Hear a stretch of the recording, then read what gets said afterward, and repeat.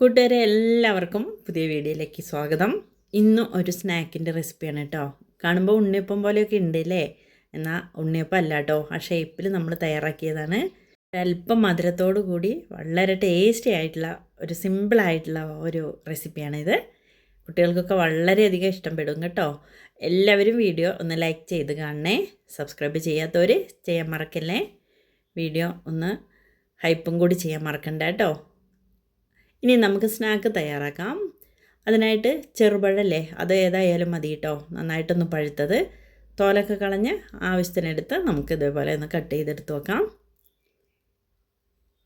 ഇനി നമുക്കതൊരു മിക്സിയുടെ ജാറിലേക്ക് ഇട്ട് കൊടുക്കാം കേട്ടോ. നമ്മൾ കുഴച്ച് പരത്തി ഒന്നും സമയം കളയണ്ട. സിമ്പിളായിട്ട് മിക്സിയിലൊന്നിട്ട് കറക്കിയാൽ മതി. നല്ല പഴുത്തതായതുകൊണ്ട് തന്നെ പെട്ടെന്ന് നമുക്ക് അരച്ചെടുക്കാം കേട്ടോ.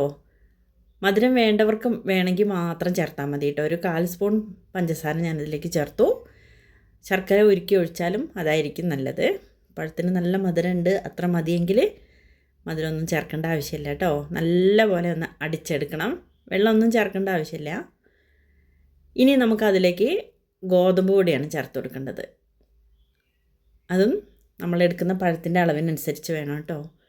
അരച്ചെടുക്കുമ്പോൾ നമുക്ക് മനസ്സിലാവുമല്ലോ വെള്ളം കൂടുതൽ വേണോ വേണ്ടയോ എന്ന്. ഗോതമ്പ് പൊടി തന്നെ ചെയ്യണം കേട്ടോ, അല്ല ഹെൽത്തി ആയിക്കോട്ടെ. നമ്മൾ എണ്ണയിൽ വറുത്ത് പോരുന്നതല്ലേ. മൈദയൊന്നും ചേർക്കണ്ട, വയറിനൊക്കെ പ്രശ്നം വരുത്തണ്ട കേട്ടോ കുഞ്ഞുങ്ങൾക്ക്. ഇനി അതിലേക്ക് കുറച്ച് തേങ്ങ ചിരവിയതാണ് ഇട്ട് കൊടുക്കുന്നത്. എന്നിട്ട് ജസ്റ്റ് ഒന്ന് കറക്കിയെടുത്താൽ മതി കേട്ടോ. ഒരല്പം ഏലക്കാപ്പൊടിയൊക്കെ വേണമെങ്കിൽ ചേർത്ത് കൊടുക്കാം. ഇനി നമ്മൾ മിക്സിയിൽ അരച്ചത് ഒരു ബൗളിലേക്ക് ഒഴിച്ചു കൊടുക്കാം. കുറച്ച് തിക്കായിട്ടൊക്കെ ഉണ്ട്. എല്ലാം കൂടി ഇട്ടിട്ട് നന്നായിട്ടൊന്ന് ഇളക്കി യോജിപ്പിച്ചു കേട്ടോ. ഒരല്പം ശർക്കര ഉരുക്കി ഒഴിച്ചതും കൂടി ഞാനിതിലേക്ക് ചേർത്തിട്ടുണ്ട്. പിന്നെ ഒരല്പം വെള്ളമാണ് ചേർത്ത് കൊടുത്തിട്ടുള്ളത്. കടിക്കുമ്പോൾ ഒരു നല്ല ടേസ്റ്റ് അല്ലേ. ഒരു നുള്ള് ജീരകപ്പൊടിയും ഒരല്പം ഏലക്കാപ്പൊടിയും കൂടി ചേർത്തിട്ടുണ്ട്.